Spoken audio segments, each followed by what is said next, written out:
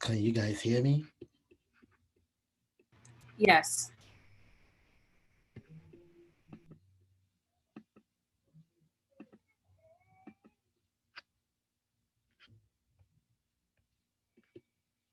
Can you guys hear me? Yeah.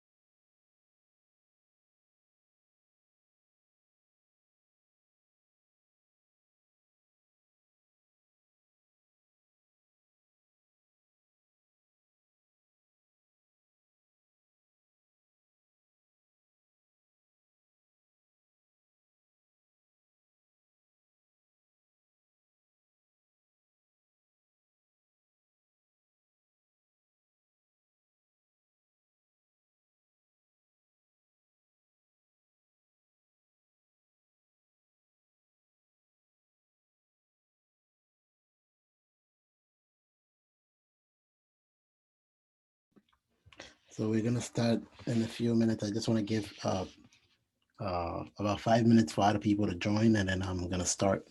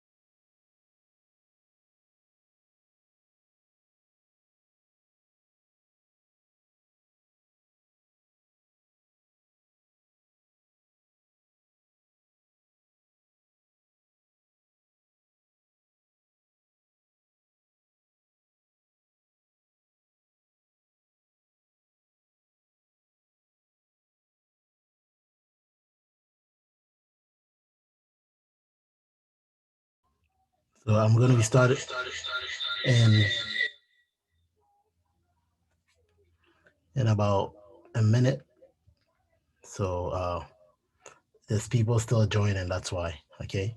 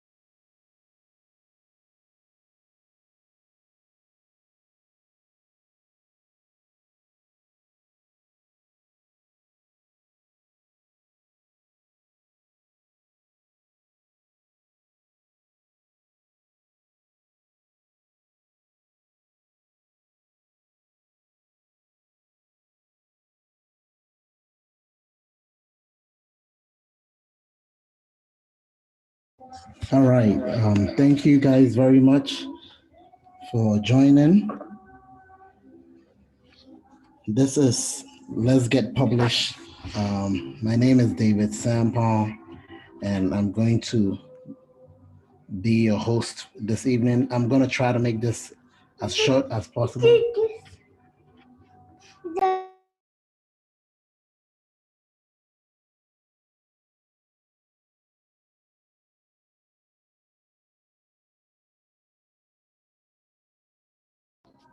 So let's get right into it.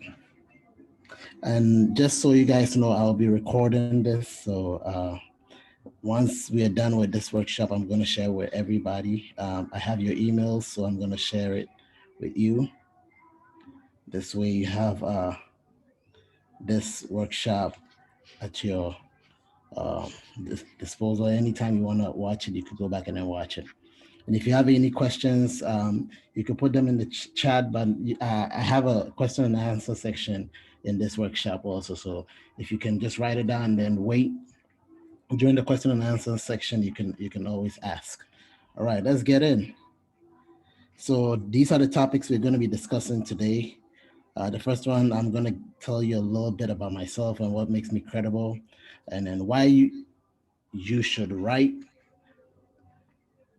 Also, we'll talk about the writing process. I'll just talk a little bit about the writing process, and then I'm going to deal a little bit with the publishing process and the different types of publishing. And right after that, I will talk a little bit about what an ISBN is, and then we'll look at blogging, talk about the different types of books that are out there, and then finally we'll look at the resources and then get into the question and answer section. So I hope you guys are ready for this workshop. Okay, so let's get into it. Let me tell you a little bit about myself. So I actually work with the Department of Education as an IT specialist, and I also work with GloryPub as a publishing coordinator, and I have what do you call it? I have a business known as the Rent Payer. Maybe another time we'll talk about the Rent Payer. But yeah, that's a little bit about my personal life. I'm married with a son who's sitting right next to me, also trying to do his work. So if you hear anybody crying, it's probably him that's crying in the back, uh, wanting my attention or something. And what do I know about the writing process? So I am an author of 3 books. The first one is From Bondage to Freedom. That book, I believe, was released in 2015, if I'm not mistaken. And then my second book is The Mind, the Tongue, Our Action, which was released 2016. And then the third one, which is Work, was released 2 years ago, um, on March, I believe March 12th. And I have more books coming out. So yeah, when it comes to the writing process, that's what it is. I am an author of 3 books with more coming. So uh, if you go on Amazon and you type in my name, David Sampon, you're gonna see my books show up. And then, as I stated before, I work with Glory Pub. So that's it. So what should you write? Why should you write? So there are several reasons why many people write. And the first one that I have on my list is to share a story. So we will call this a biography or an autobiography of somebody. So if I wanted to write something about myself, I'll write an autobiography while I'm still alive. And if I were to pass and somebody were writing about me, that would become the biography of David Sampon. So to share a story, that's one reason why people write. So if you have a story and this is a nonfiction story, then it'll fit in one of the reasons why you should write a book. You should write something. And the reason why I'm saying something is because writing is not only for you to publish in a book. So there are other forms of writing. You have articles where you write a newspaper. Also, that's why I'm not sticking specifically to writing a book. The second one is to be an inspiration. So you know how to deal with certain issues and you don't want to keep the information you have to yourself, so you want to be able to share that information. For instance, you have a self-help book, you know how to help people overcome anxiety. You can write that as an inspiration. You don't want to keep that inspiration to yourself. Or you have a motivation that you don't want to keep to yourself. You can always put that in a book. You can put that in an article, and people can purchase it and they will help them out. Another reason why people write, or you should write, since you're on here, is because you have an information or you've done some research and you don't want to keep the research to yourself. You want other people to know about your research. So you write about that research. You share the information that you've acquired. So you can go to school, you can learn about finance, you can learn about investing, but you don't want to keep the investing to yourself. You can share that investment knowledge in a book. So that's one reason why you should write. And then also you want to share an imaginary piece. So this is where fiction comes in. So let's take The Lord of the Rings. Let's take Twilight. Let's take and you have a story in mind, a very creative story in mind that you don't want to keep to yourself. Also, you want the world to see your creativity. So that gives you a reason to write. And usually, we know about authors that have brought about great imaginary pieces. Like some of the books I mentioned before, Twilight, Lord of the Rings, Harry Potter, name it, the Chronicles of Narnia. All these books came out of an imaginary piece, and now they've made it big. So if you decide to go that path, also maybe you also be the next book that will turn into a movie. And then finally, give me 1 second. Let me move my chats out of my way.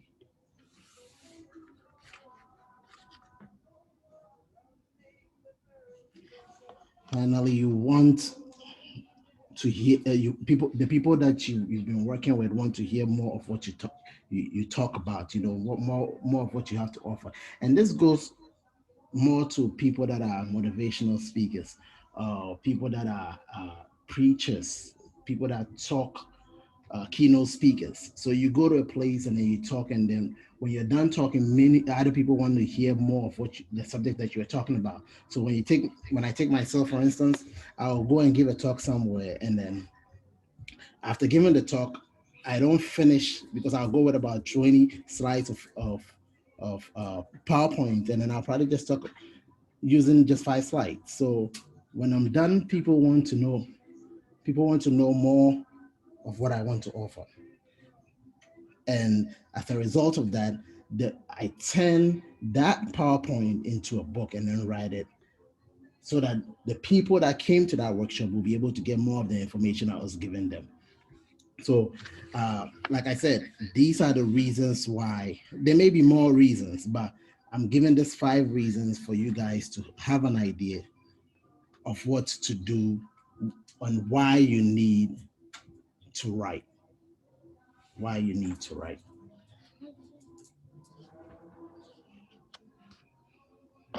So now let us take a look at the writing process. Let us take a look at the writing process.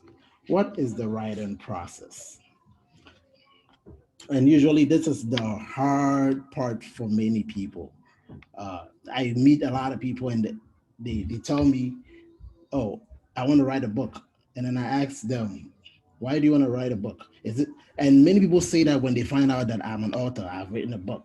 So because they've seen that I've written a book, they feel like they can also write a book also. But writing a book is not just seeing other people doing it and then thinking to yourself that, oh, because he has done it, I can do it also. You have to think it through. You have to be prepared for it. And that's why. So the question I like people to ask themselves, and if you're on this and you haven't written a book yet, but you feel like you're a writer and you want to publish a book, the question you should ask yourself first is, where do I start? Where do I start? So first, you have to look at the people you're writing to, your audience. That's the first thing. Who am I writing this book to? Am I writing it to uh, teenagers? Am I writing it to young adults? Am I writing it to professionals? Am I writing it to, say, doctors? Am I writing it to middle-aged literates or illiterates? Am I writing it to, uh, is it going to be an illustration for babies? Once you're able to figure out what your target audience are, then you'll be able to move forward and be able to think like that reader. So if you're writing it for a professional, then you make sure that you put yourself in the place of a professional. How does the professional read a book? How do they uh, go about looking at the book that they're reading? If they take a book and they're reading, is this supposed to be full of information? Is this supposed to be is this supposed to be you just quoting other people, or you're providing them with information that you yourself have gutted? See, so you have to be able to put yourself in the shoes of your reader. If you were reading that book, and if you're a professional, how would you want the book to be put together? If you want the book to be put together in such a way that when you read maybe a page, then the next thing that follows is a nice inspirational quote, then you should expect your readers also to have something, to want something like that. So every time you're writing, you have to put yourself in as uh, as your reader. And once you're able to see your book in the eyes of a reader, then you're able to write a good book. So now know your audience. After knowing your audience, you also have to think like your audience.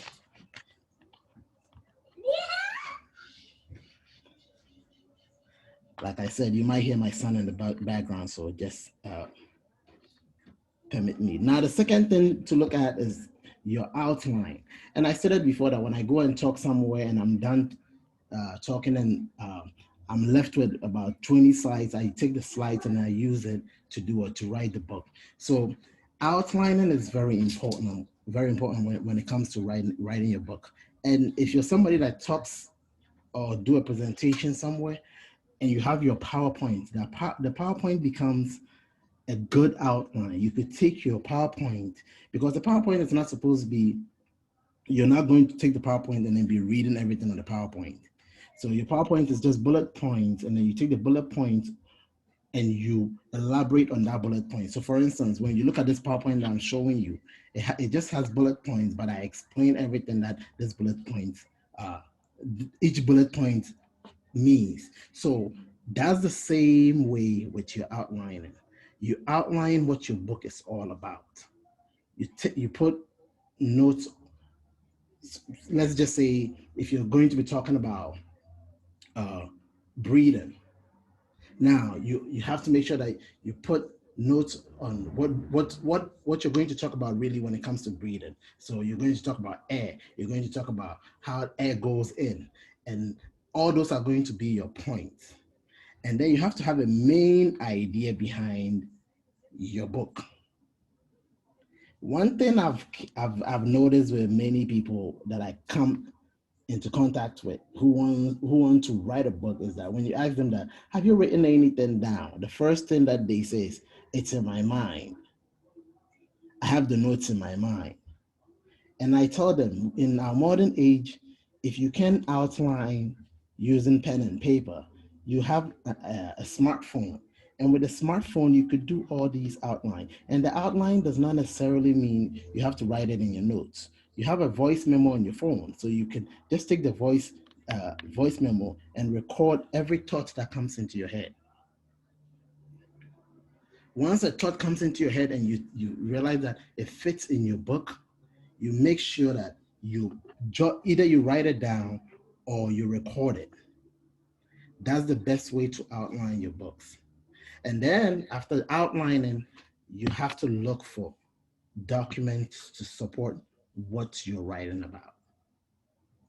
So if you're writing something from, uh, let's say, something that is in line with the Bible, now you're not only taking stuff from the Bible, but other texts also that will help you. That will help you drive your point home. Don't just use one source as your only supporting document. If you could find other supporting document also, try as much as possible to do that.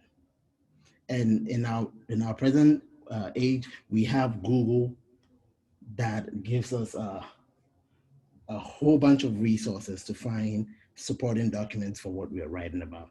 And if it's a fiction, with fiction you can create uh, things on your own. But then if your fiction is, say, a crime-based fiction, then you can take stuff uh, the real world and then bring it in to make your fiction feel a bit real. And then finally, when you're done with all that, then you have to do a proofreading, you have to do your editing, and then you have to do your formatting.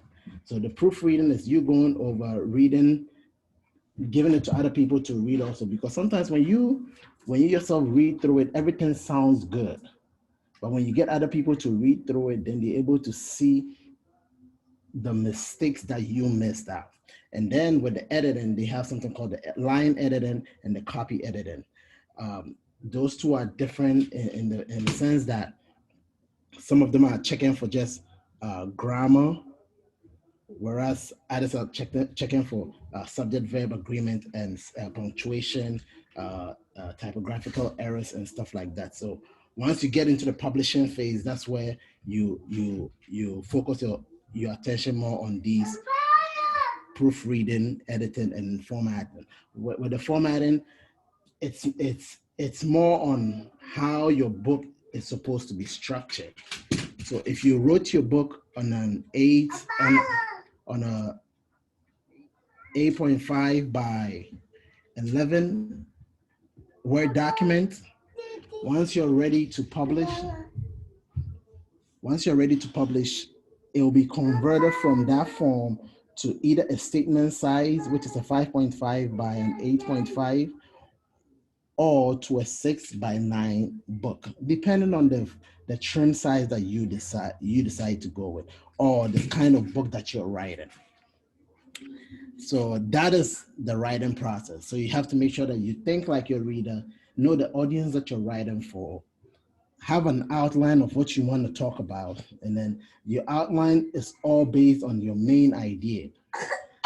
You get some supporting documents to go along with it, and then when you're done with all that, you write your book. When you write your book, it might take time, and don't rush through writing. Never rush through writing, because you're not, unless your publisher has asked you to meet a certain deadline, you're not rushing, because you want your book to be the best that it can be. And don't be somebody that's saying, okay, every year I'm going to release a book, every year I'm going to release something. Because if you have that in mind, your work might not be the best. Be patient with what you're writing. The book that you're writing should be like, it should be a baby to you. It should be the best. So take your time. If you have to go through your outline, if you have to wait until you get the best supporting document, wait to get those documents. And always think like your reader. Now, let's take a look at the publishing process. And before I go any further with this publishing process, I just want you guys to know that I usually don't recommend anything when it comes to the publishing process. I teach the different types of publishing, and then whatever you feel comfortable with, you pick. I can be biased and tell you what to pick, but that will not be fair to you. You should be able to pick what you think will work best for you. But I'm going to lay out everything that each one comes with. This way you understand the choices that you have and then go along with it. So what are the types of publishing out there? There's 3 types of publishing out there. The first one is the traditional publishing, and I'm going to talk a little bit about the traditional publishing before we move to the next one. So the traditional publishing is what many of us know. That is when you take Thomas Nelson, when you take Macmillan, when you take Destiny Books. All these are traditional publishers. And what makes traditional publishing different? So with the traditional publishing, the publisher picks a manuscript from an author.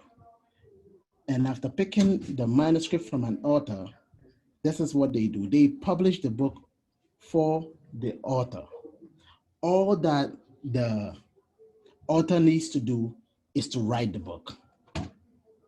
Once they're done writing the book, the publisher does everything. They do the editing, they do the cover design, they give them the ISBN, they do the marketing.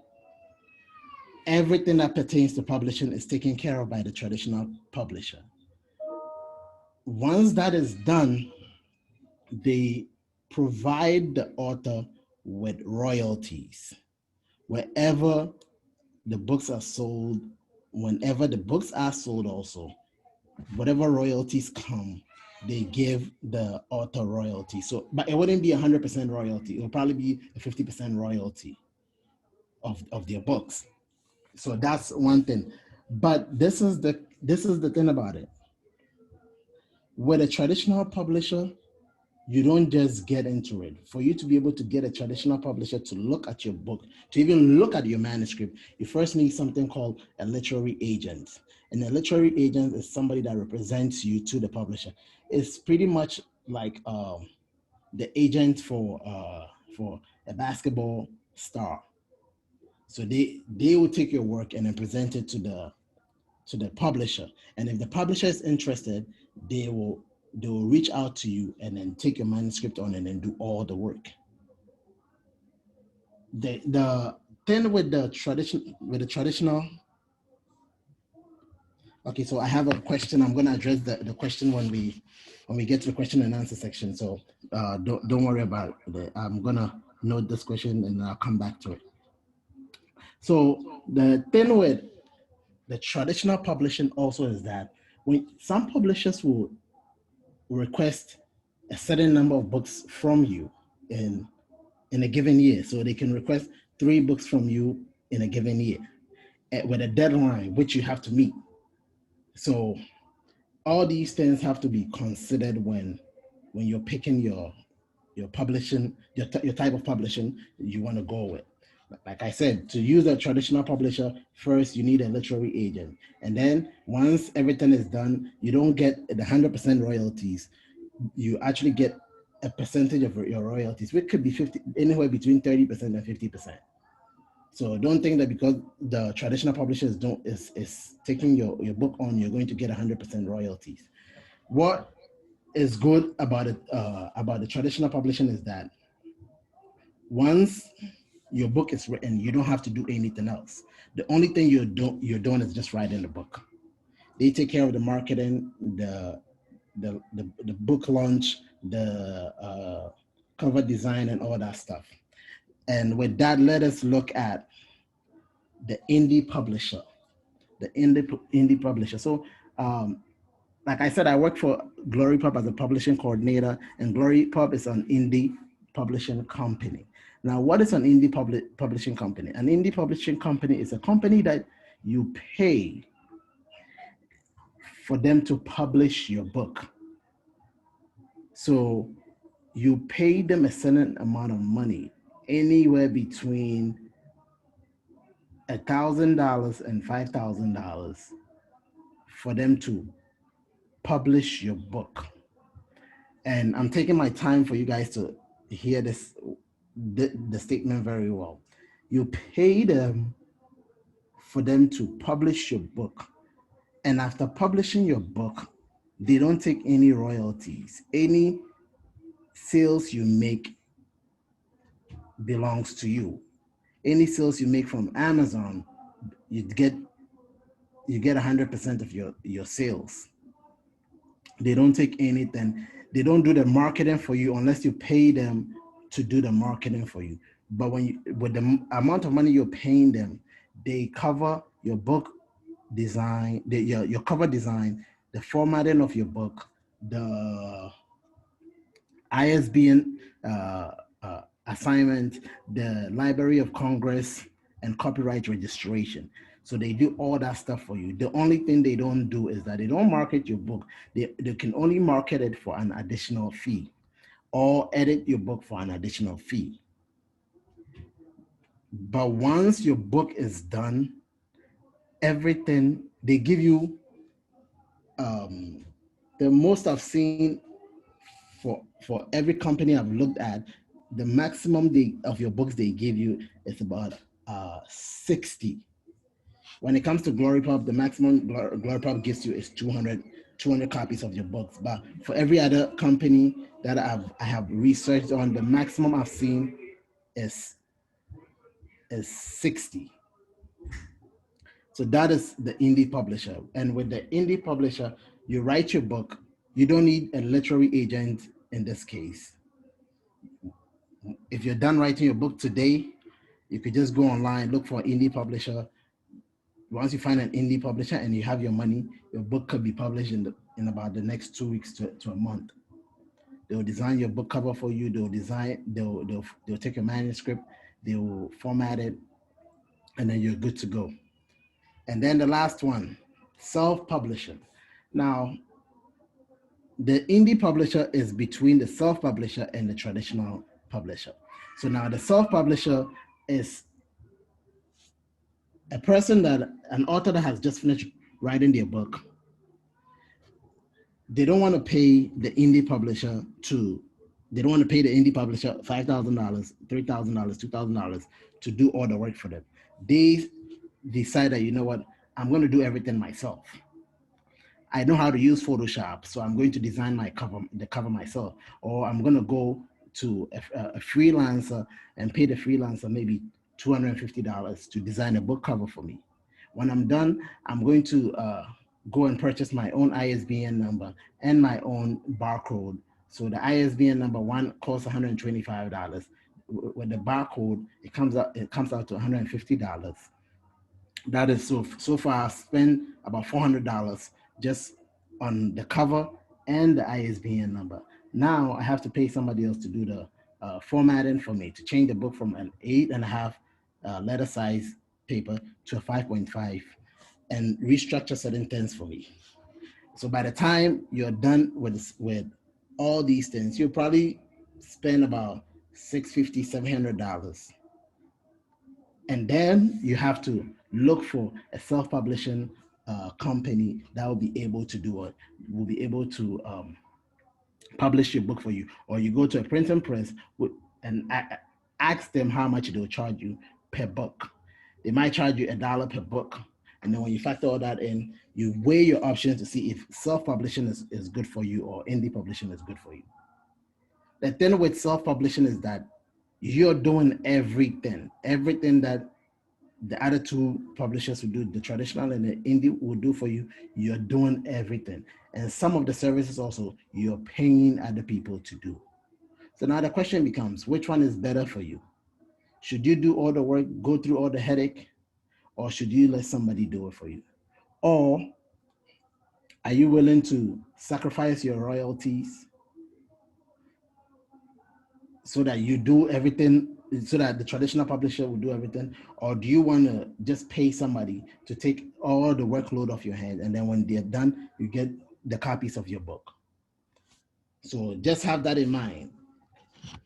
And I'm going to repeat, I'm just going to summarize all these three for you to have a good idea of what the three of them are. So the traditional publisher, you need a literary agent. They take you to the publisher so that the publisher will be able to take your manuscript and then do everything that pertains to the publishing for you. But then they take a percentage of your royalties. You split the royalties with the traditional publisher because they did everything for you. With the indie publisher, you're paying somebody to do all the publishing work for you. And then when you're done, they give you a number of quantity of your books for you to sell yourself. Or for some indie publishers, they will also put it on Amazon, Barnes and Nobles. This way you'll be able to get online sales as well. And then lastly, the self-publishing. With the self-publishing, you're doing everything yourself. You're paying somebody to do the cover design, or you're doing the cover design yourself. You're buying the ISBN, you're doing the copyright, you're doing the Library of Congress, everything yourself. The good thing about the self-publishing is that you learn a lot of stuff as you go along, and nobody can take that away from you. So choose wisely when it comes to these three. And then we have blogging. So now what is a blog? What is a blog? I'm not gonna read everything, but once I send you guys the video, you can take your time to read it. So it says a blog is a discussion or informational website published on the World Wide Web, consisting of discrete, often informal, detailed style entries, yada yada yada.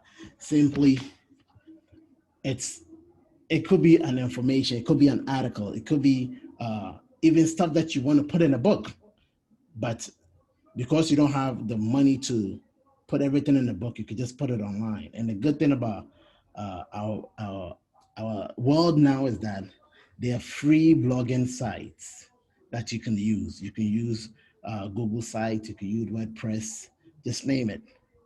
And the information will be out there.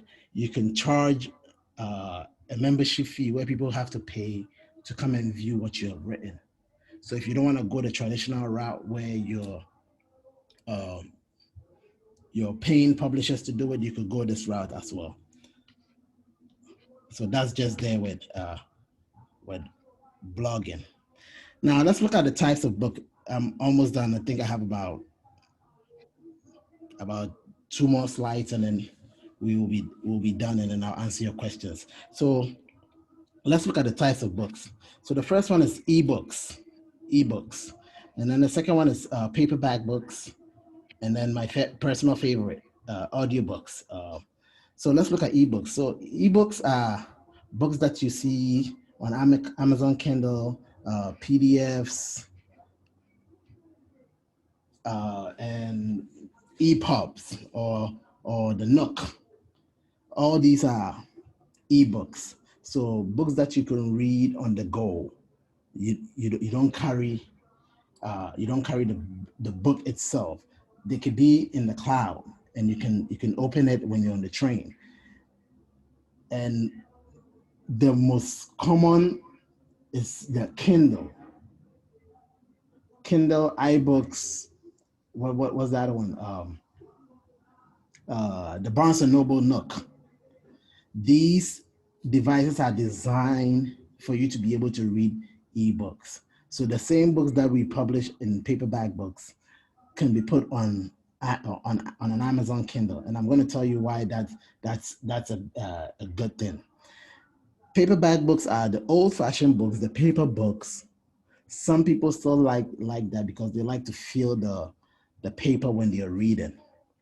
Now, when you're looking at all these, you got to ask yourself, what kind of book do I want to publish? They all have their advantages and disadvantages. So you have to be able to understand all those before you choose the route to go. So with the ebooks, let's take, for instance, Amazon's Kindle. If you buy an Amazon ebook, it's cheaper than a paperback book. And you have access to it everywhere you go. You can download it on any device as long as you paid for it. So that's one good thing about an ebook. And you don't spend a lot of money publishing an ebook also. If you want to go the self-publishing route, you don't spend a lot of money publishing an ebook. But with a paperback book, you might spend a lot of money. But then once it catches fire, that's it. You lose the book. If you need to get another book, you have to go in and pay for it. So now think of it, how do you want your audience also to get your book? Should they be able to have access to it? It will be good for you that your book will be a paperback book, because once somebody loses it, if they need the book again, they have to go in and buy it. So that will be a pro for you, but from a consumer's perspective, that is a disadvantage.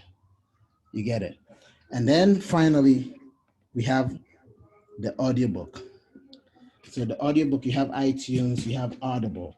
I love the audiobook. Why? Because when I'm driving in my car, when I'm on the subway, I can listen to any book that I want. It costs a lot to do the audiobook, but the thing is, you give your readers the chance to be able to enjoy your book wherever they are, wherever they find themselves. That's why I like the audiobook. So your audiobook will be on Amazon, on Audible. It will be on iTunes. It will be on Scribd.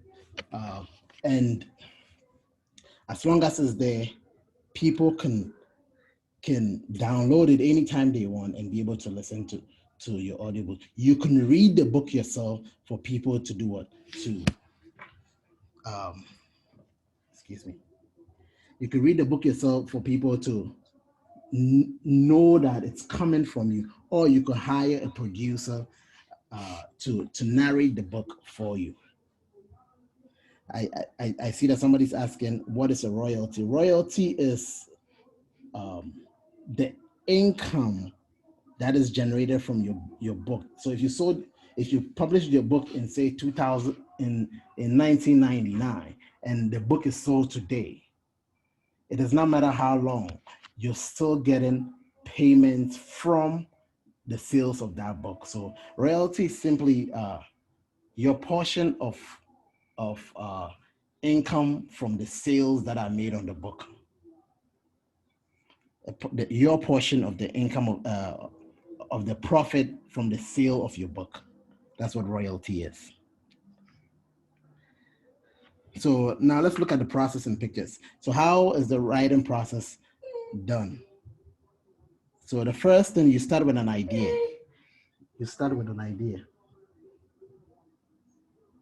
Once you get the idea, remember what I said, don't let the idea stay in your head. Write it down, record it on a voice memo. Once you're done with that, you put flesh around the bone of the idea. You jot everything down. You look for a book publisher. If you want to go the traditional or the indie way, you look for a book publisher. If you don't want to go in any of those routes, then you you can go the self-publishing route where you're doing everything yourself. And once you're done with that, usually many people will stop at the book publishing phase, where they'll either publish an ebook or a paperback book. But if you want to extend it further, then you go and you do an audio version of your book. Many people don't go like I said, the audio version of your book might cost you a lot, because if you're not recording everything yourself, you would have to hire a producer to do it. And this is from a self-publishing perspective. You have to hire uh, a producer to record your book. And if it's a 3-hour long book, they're going to be charging you a lot for that. So you have to think about all these things. I have a book on Audible, and after this I'm going to try. I'm going to show you guys my book on Audible, so you can see how it sounds on Audible, so that if you want to go that route, at least you have an idea of how it will sound on Audible or even on iTunes. Okay. So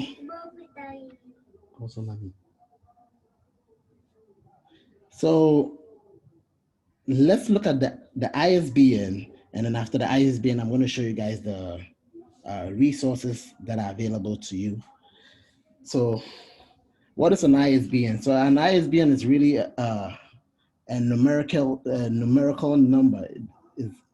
It's a 10 to 13 number that is usually found on the back of a book, or sometimes inside the book. And it's just like the social security for every human being, or the address for every human being. No two social security are identical. No two address on the same street are identical. When you take the social security of David, it's different from the social security of, say, it's different from, say, the social security of, let's say, Dimitri. That social security identifies who David is. So when you put in the social security for David, which is a 9-digit number like the one we see on the screen, once you put the social security in a database, it will pull up David's full name. It will pull up my date of birth. It will pull up my driver's license. Everything about David is there. If there's a criminal record, you're going to see the criminal record. That is what the ISBN also does. So the ISBN is tied to a book. And once you type in the ISBN, even in Google, you'll see the book's trim size. And what is a trim size? The trim size is the size of the book. So is the book a standard a statement size, which is 5.5 by 8.5, or is the book a 6 by 9 size book? That can only be determined by the ISBN. The ISBN also will tell you the title of the book. So if you don't know the title of a book and you have the ISBN, it will give you the title of that book. It will tell you when the book was published. It will tell you who the publisher was that published the book. So it's very important to purchase an ISBN. And when in America, that's what identifies the book. And I say America because when you go to some countries, you buy a book and you realize that there's no ISBN at the back. There's no ISBN inside the book. So the book was just published. So if you're somebody that's going to publish your book and you're thinking about self-publishing, you want to make sure that you purchase an ISBN. Why am I saying this? When you purchase an ISBN, your book will be able can make its way to Amazon. This way, when somebody types in the ISBN number for your book in Amazon, it will show up. But if there's no ISBN, then there's no connection with your book. And I know many people want to be an Amazon bestseller, a New York Times bestseller. The best way to be you're called a bestseller when you sell 1 million copies of your book. And the only way that they can keep track of that is through your ISBN or the barcode. Now, the barcode is this lines that we see here. Is just a line that represents your ISBN. And someone may ask, where can you purchase an ISBN and a barcode? I'm going to give you guys all that information during the question and answer section. So now this is the last slide. I'm just going to talk a little bit about the resources that I have uh, in the next slide, but I have a bullet point here. Do I need an ISBN for every book I publish? For every book you're publishing, you need an ISBN number.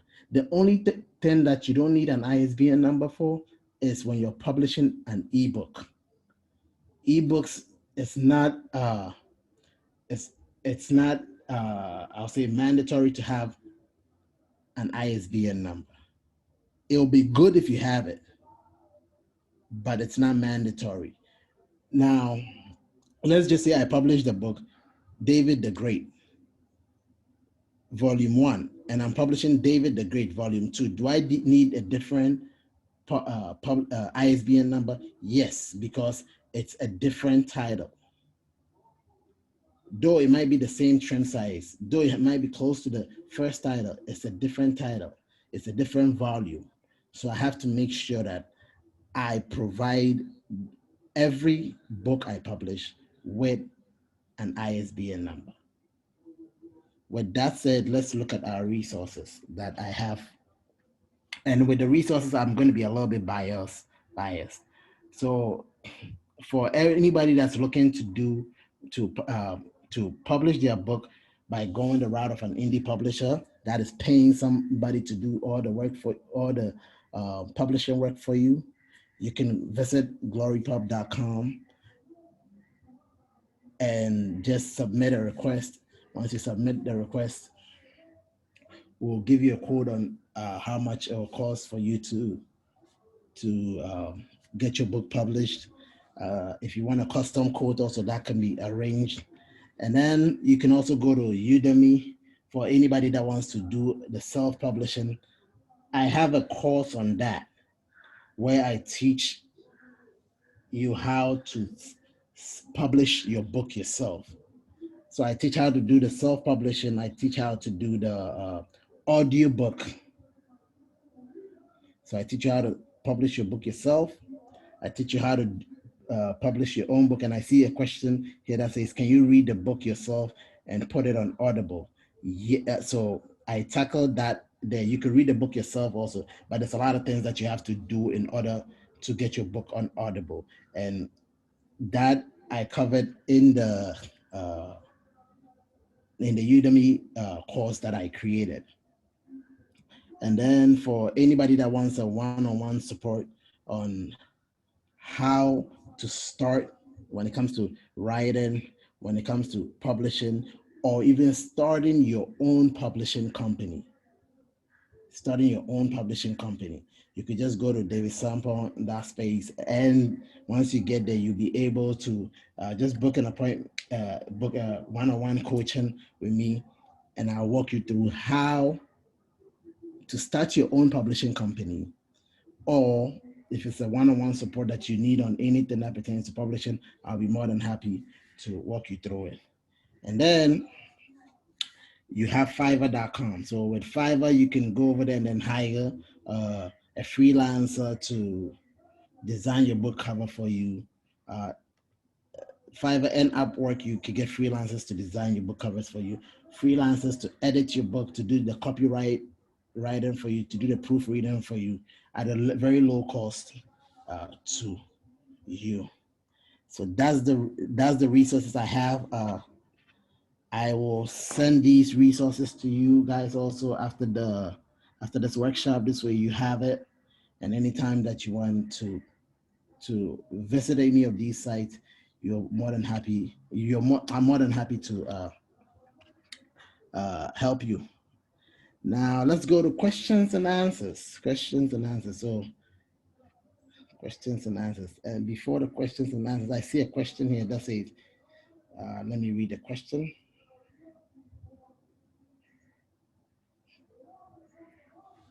So it says, before you go on, can you advise where I start a write up to a point?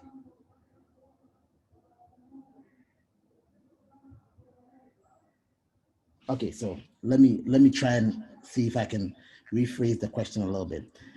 can you advise where I start?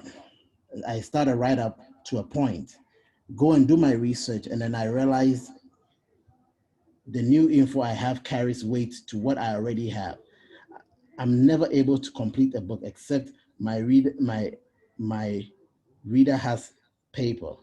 What's your advice? Okay, so if I understand carefully, so what the person is asking is this: that every time, and you can correct me if I'm wrong, if I got your question wrong also. So every time you start writing, you pause to do some research, and then when you come back, you realize that the the research you did and the information you got is better than what you had written before. If I so if that's the case, this is what you do. That's why it's good to outline. So when you outline, and I'm going to give you a perfect example. So let's say I'm writing about, uh, let me, off the top of my head, I'm writing about going to school. So when I put the outline down and I write going to school, I don't start writing before I do my research. You always want to make sure that when you put the outline there, the outline becomes your guide for doing the research. So once you're doing the research, you have the outline in mind, and then you write. You don't write first before doing the research. You do the research before you write. This way, you've gathered evidence before starting. Because every time you say that you're going to write before you do the research, you find out that the research will give you more answers than what you had before. So my advice is that never write before doing the research.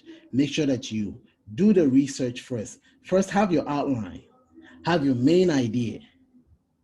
So if you have the outline, you have your main idea, the research you're doing should circle around that main idea so that when you come back to look at your outline, you're able to write with the research next to you and you don't pause.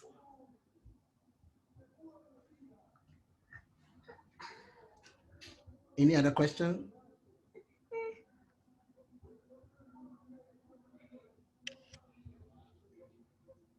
Any other question? You can mute yourself if you have any question, or you can raise your hands.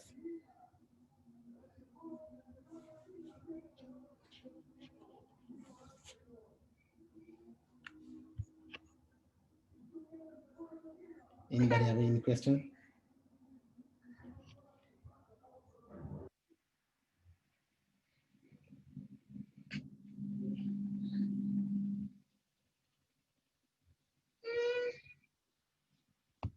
Okay, so I have a question here that says, any question, any advice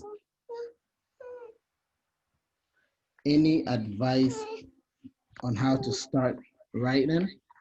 So I always say this, everybody has at least a book in them, but not everybody is a writer. Now, where do you start? It goes back to, let me, it goes back to this, this point, yes. Why are you writing? Are you trying to write? Okay, so, okay, thank you for clarifying the question. I mean, in terms of writing the book.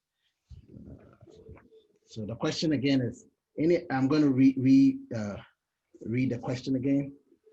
She clarified it a bit, so let's read the question again.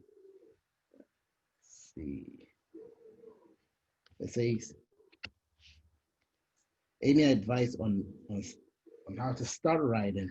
I've been stuck for a while. I mean, in terms of writing a book.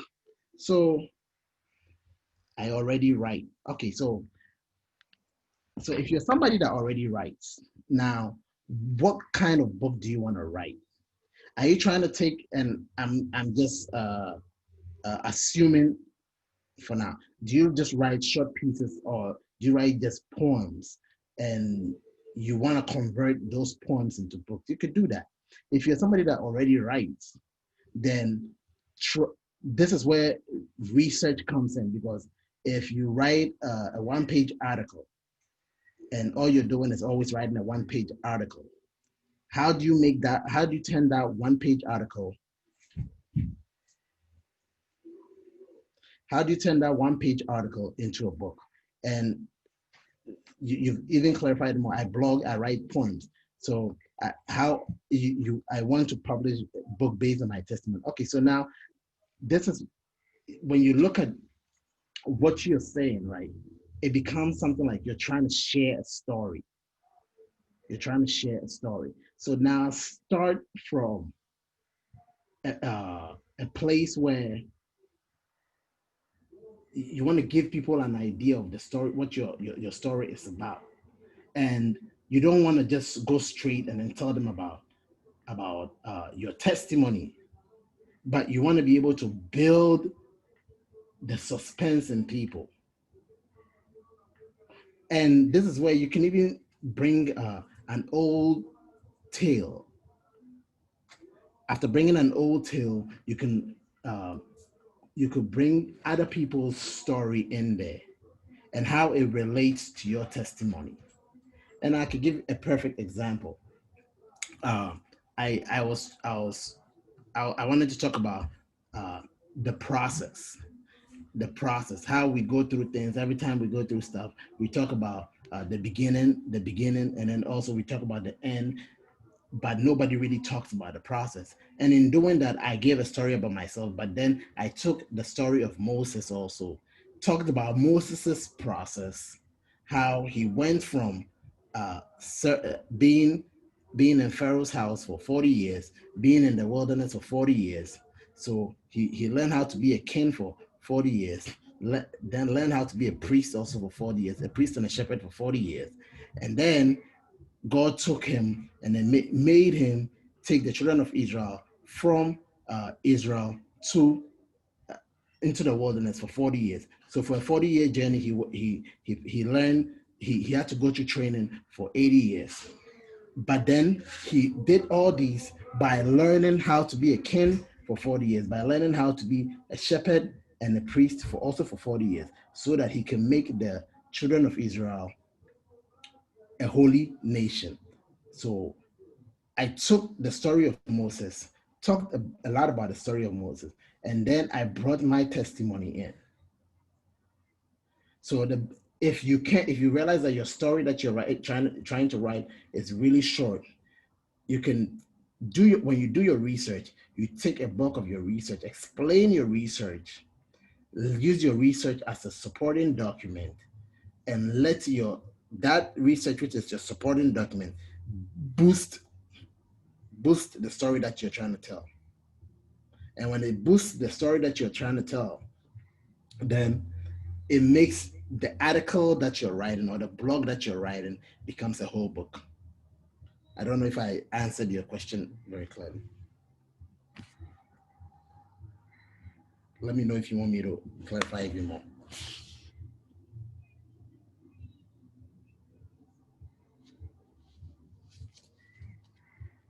Okay, any other question?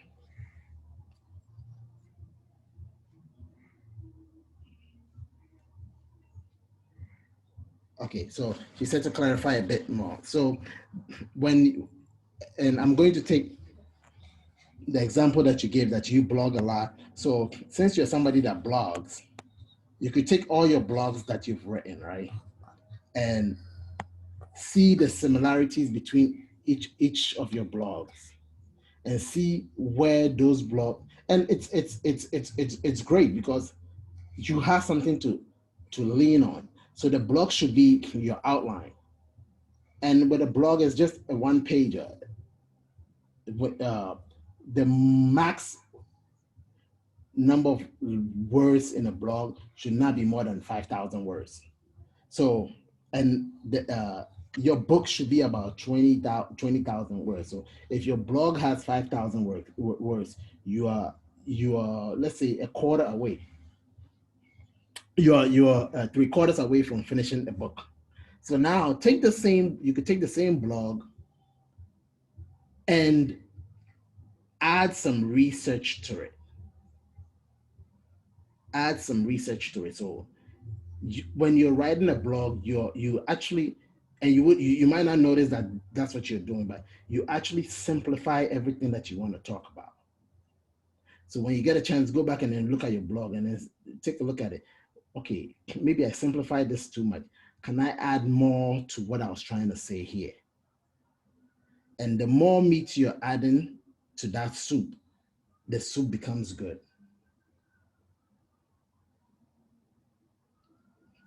You sleeping? The more meat you're adding to the soup becomes good. So now look at it this way. Everything that you've written on your blog, it's more of a summarized version of what, and I say this because you don't, it's more like you're rushing to have your blog published. But with the book, take the same blog post, put it in Microsoft Word, and then spend time making the blog better. And as you spend time, you realize that you'll be taking. You might even reduce that blog that you post. If it's 5,000 words, you might realize that you take out a lot from that blog, and that 5,000 word blog will turn out to be maybe a 3,000 word blog. But now that has become 3,000 words, now you can add more meat to it. Now you can add uh, more stuff to it, and this is where your research comes in. You can quote people. You could bring supporting documents to make your your work better. And like you said you write poems. So if anything, you can insert a poem that goes along with what you're writing. Or what you can do also is this: you can write a lot about your testimony, and towards the end, or you can insert some poems in it, or you can start your book with poem, end your book with some poems, and then in the middle you talk about your testimony. There's not one way to make your book better. See, writing is all about creativity. So you want your style also to be different.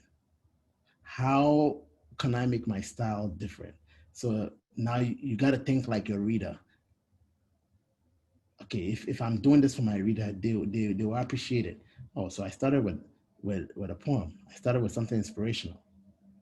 This is nice. And then after you're done with the inspiration, then you hear the testimony, and then after you're done with the testimony, then you read another inspiration to end the book. It's all about creativity. Any more questions?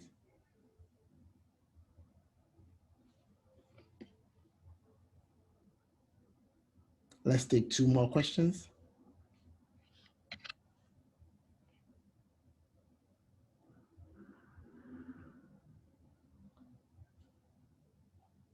All, all right. Did I answer your question? If you don't have to type your question, you can talk. Also, let me see if anybody has their hands raised.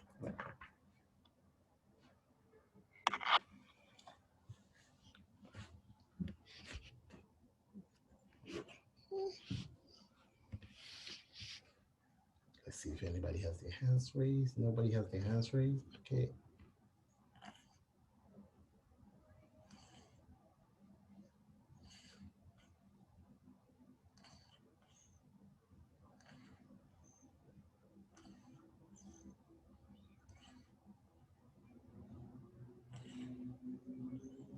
All right. If there's no more questions, I would like to thank everybody that came on here today. I hope you guys learned something. If you have any questions, feel free to send an email to info@glorypub.com. That is the email that you got the link for this workshop, and we'll be more than happy to respond to your questions. Um, thank you so much. I'm going to send the video for this workshop to everybody, hopefully by the end of today or tomorrow. Once again, these are the resources. I'm going to leave it on for about 2 minutes. I'm going to leave it on for about 2 minutes for those who want to write.